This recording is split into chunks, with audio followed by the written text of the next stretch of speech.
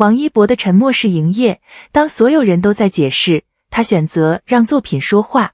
我的回答都在作品里。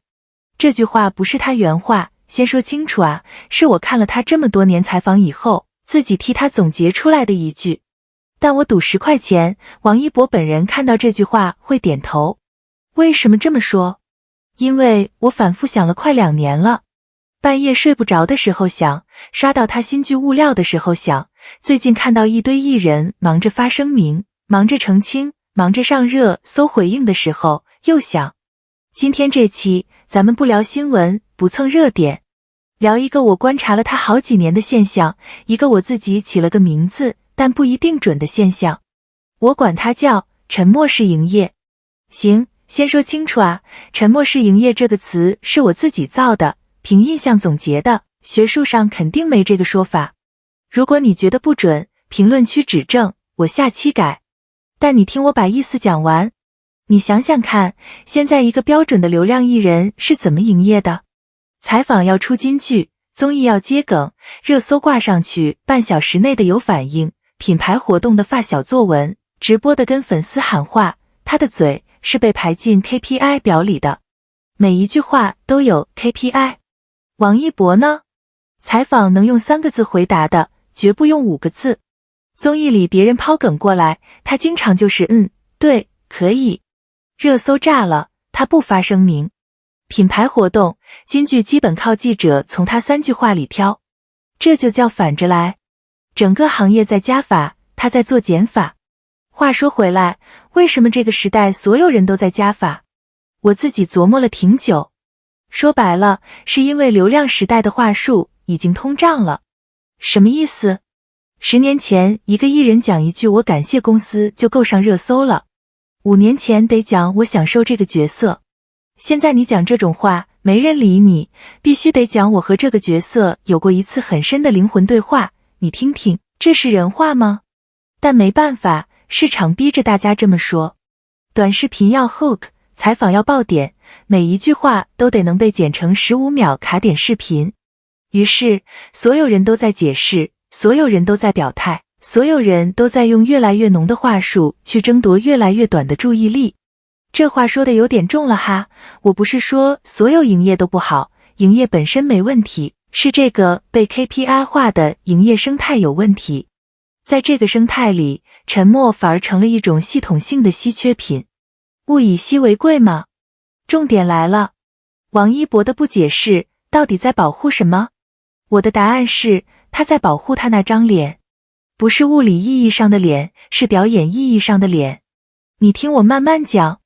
一个演员，如果他频繁解释、频繁表态、频繁上综艺玩梗，会发生一件事，观众的脑子里，他这个人的形象会越来越厚。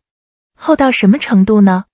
厚到他下一部戏开播的时候，观众看到的不是角色，是那个上次说什么什么的某某。这在表演行业是个 level 很高的隐性损耗，叫角色之外化，演员的脸被本人的话题污染了。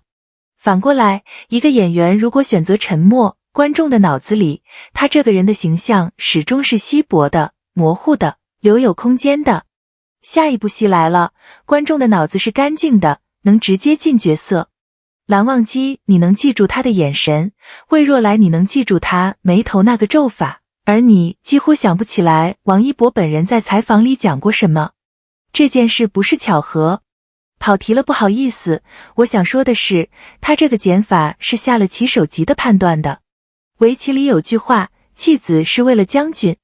他放弃的是日常话题度的小热搜，换的是每个角色都能 hold 住的长期信用。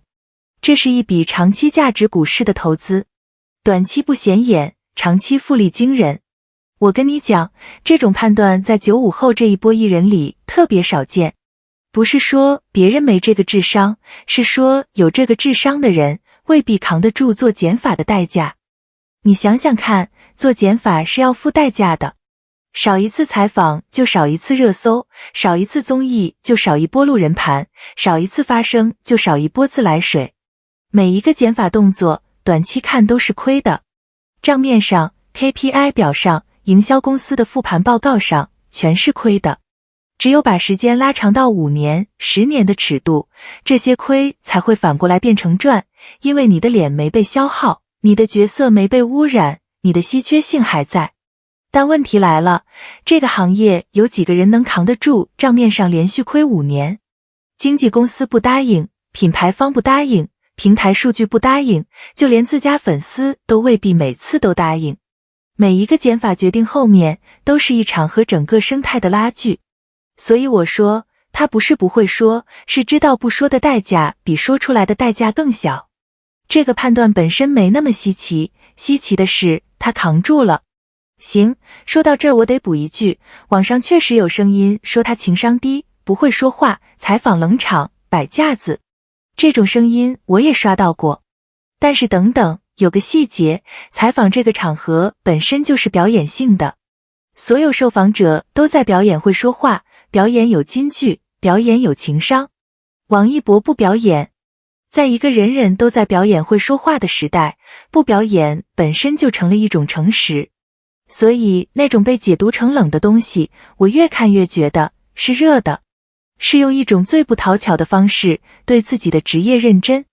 而且你再想深一层，所谓情商低这个评价，预设了一个前提，艺人就应该会说话，应该接得住每一个梗，应该让在场每一个人都舒服。这个前提本身就是流量时代被惯出来的。往前推个10几20年，演员上节目话少是常态，记者问什么答什么，不延伸不发散，没人会说他情商低。那时候大家默认演员的本质是演戏，嘴上功夫是附加项。是什么时候开始默认艺人必须会说话的？是综艺爆发以后，是真人秀红利期以后，是短视频要切片以后。这套对艺人会说话的期待是被这个生态训练出来的，不是天然的。王一博只是没接受这套训练而已。你说他情商低，不如说他对什么是艺人的本质有自己一套老派的判断，演员就是演戏的，不是说话的。这种判断在今天显得格格不入，但放回10年前、20年前的行业语境里，它再正常不过。所以这种格格不入，本质上是他和时代的节奏不一样，不是他和会做人的标准不一样。下面这段我要明确说，这是我个人的判断，不是事实，听完整再消化哈。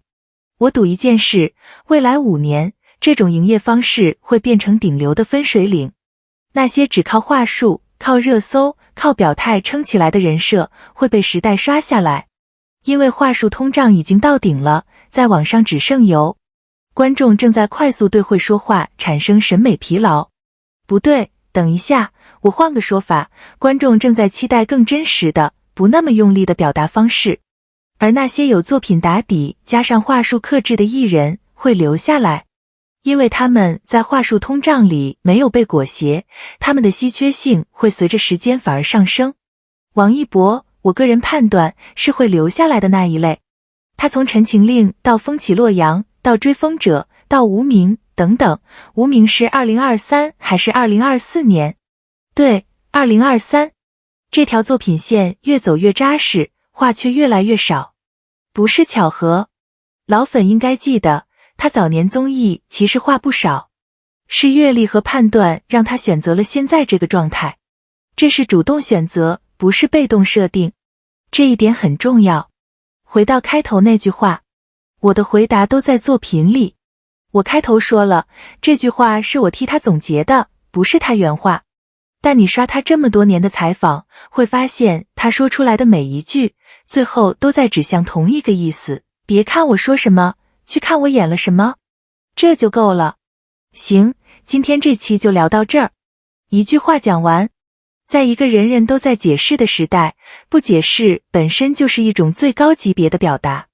懂他的人应该早就懂了。